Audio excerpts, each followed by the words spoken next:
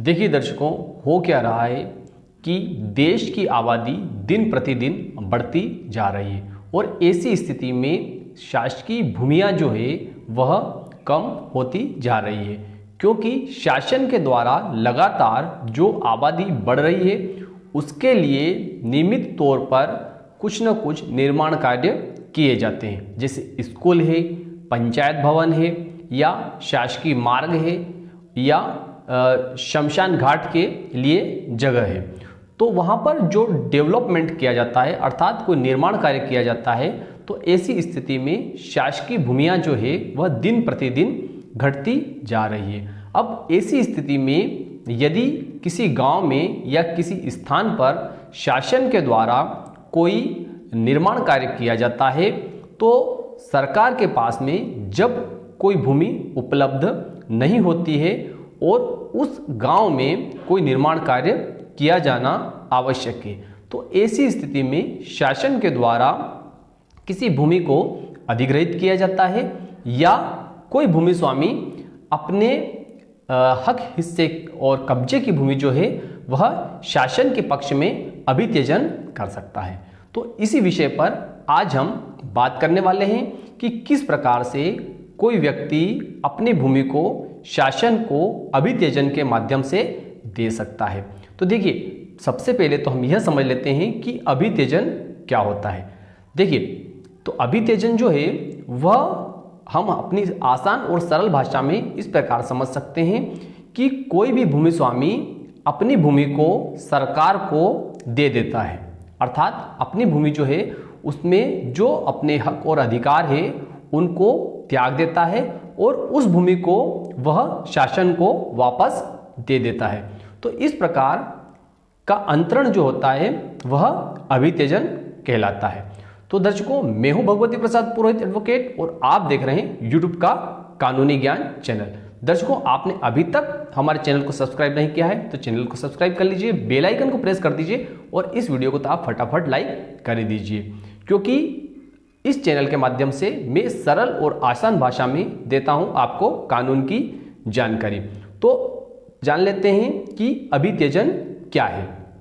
दर्शकों, मध्य प्रदेश भू राजस्व संहिता की धारा 173 में अभित्यजन के बारे में प्रावधान दिए गए हैं। तो देखिए, अभित्यजन किस प्रकार से होता है उसको हम आगे जान लेते हैं। तो देखिए, अभित्यजन की जो कार्यवाही रहती है वह किसी भी भूमि स्वामी के द्वारा तहसीलदार महोदय के समक्ष की जानी रहती है। देखिए, अभित्यजन क्यों किया जाता है, जैसा कि मैंने पहले बताया कि यदि शासन के द्वारा किसी गांव में कोई निर्माण कार्य किया जाना है, जैसे कि पंचायत भवन का निर्माण किया जाना है या कहीं पर मार्ग का निर्माण किया जाना है, लेकिन वहाँ की जो जमीन है या तो शासन के पास में ऐसी कोई भूमि उपलब्ध नहीं है और जहाँ पर कोई मार्ग का निर्माण होना है वह भूमि किसी की निजी भूमि है, तो ऐसी स्थिति में जो भूमि स्वामी व्यक्ति है वह तहसीलदार महोदय को एक आवेदन पत्र प्रस्तुत करेगा। जो आवेदन पत्र प्रस्तुत करेगा वह आवेदन पत्र मध्य प्रदेश भू राजस्व संहिता की धारा 173 के अंतर्गत होगा। अब तहसीलदार महोदय उसमें क्या जांच करेंगे, तो देखिए, तहसीलदार महोदय जो है उनके द्वारा जो जांच की जाएगी वह जांच इस प्रकार होगी। तहसीलदार महोदय कृषि वर्ष जो है उसके प्रारंभ होने के 1 माह पूर्व आवेदन पत्र को ग्रहण कर सकते हैं। अब देखिए, कृषि वर्ष क्या होता है, तो मध्य प्रदेश में जो कृषि वर्ष जो माना जाता है वह 1 जुलाई से माना जाता है, अर्थात जो आवेदन पत्र प्रस्तुत होगा वह 1 जून से पहले होना चाहिए। तो कृषि वर्ष से प्रारंभ होने से 1 माह पूर्व आवेदन पत्र प्रस्तुत किया जाना चाहिए। अब दूसरी बात, जो महत्वपूर्ण बात है, वह बात यह है कि जिस भूमि स्वामी के द्वारा अपनी भूमि का अभित्यजन किया जाना है, अर्थात जो भूमि शासन के पक्ष में किसी भूमि स्वामी के द्वारा त्याग की जा रही है, उस भूमि पर किसी प्रकार का बंधक ऋण भार बोझ नहीं होना चाहिए। यदि किसी प्रकार का भार बोझ या बंधक है तो ऐसी स्थिति में उस भूमि का कोई भी भूमि स्वामी अभित्यजन नहीं कर सकता है।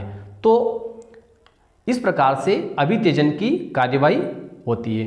अब तहसीलदार महोदय जो रहते हैं वो क्या करेंगे कि उस भूमि के संबंध में पटवारी महोदय से भी रिपोर्ट आहूत करेंगे तथा जो भूमि स्वामी है उसका एक शपथ पत्र भी लेंगे कि इस भूमि के ऊपर किसी प्रकार का भार बोझ नहीं है। यदि ऐसा कोई भार बोझ पाया जाता है तो उसकी संपूर्ण जवाबदारी जो है वह भूमि स्वामी की रहेगी और उसके बाद में संपूर्ण जांच होने के बाद में तहसीलदार महोदय उसमें आदेश पारित कर देंगे तथा आदेश पारित होने के बाद में वह भूमि जो है शासन के हित में चली जाएगी, अर्थात शासन के नाम पर हो जाएगी। उसके बाद में शासन अपने अनुसार उस भूमि पर किसी प्रकार का निर्माण कार्य कर सकती है या अन्य मद में उसको परिवर्तित करने के बाद में शासन अपनी सुविधा अनुसार उस भूमि का उपयोग कर सकती है। तो दर्शकों, मैं विश्वास रखता हूं कि आज की दी गई जानकारी आपके लिए उपयोगी रही होगी। तो अभी तक आपने हमारे चैनल को सब्सक्राइब नहीं किया है तो चैनल को सब्सक्राइब कर लीजिए, बेल आइकन को प्रेस कर दीजिए और इस वीडियो को फटाफट लाइक कर दीजिए। फिर मिलते हैं अगले वीडियो में, तब तक के लिए जय हिंद, जय भारत।